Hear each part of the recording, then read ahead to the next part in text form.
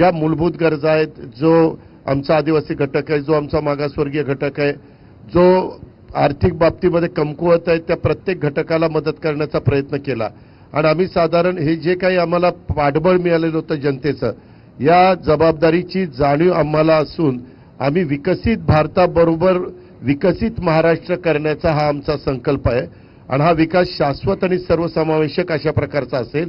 कारण आपल्याला माहिती आहे की देशाचे लोकप्रिय पंतप्रधान नरेंद्र मोदी साहेबांनी एक विकसित भारताची कल्पना आपल्या सगळ्यांच्या समोर मांडलेली आहे आणि त्या रस्त्याने ते भारताला घेऊन चाललेले आहेत. त्यावेळेस भारतामधलं एक महत्वाचं राज्य महाराष्ट्र हे शिवशाहू फुले आंबेडकरांचं राज्य आहे. ते कुठं मागे राहू नये, ते नेहमीच अग्रेसर राहिलेलं आहे आणि त्या सगळ्याचा विचार साकल्याने केलाय. महाराष्ट्र विकसित होण्याच्यासाठी विकास चक्राची गती वाढवणं हे आवश्यक त्या ठिकाणी होतं. त्याच्यावर अर्थसंकल्प म्हणजे विकास चक्राची आम्ही गती वाढवलेली आहे आणि शाश्वत आणि सर्वसमावेशक विकास साधण्याच्या करण्यासाठी तयार केलेला हा आमचा रोडमॅप आहे.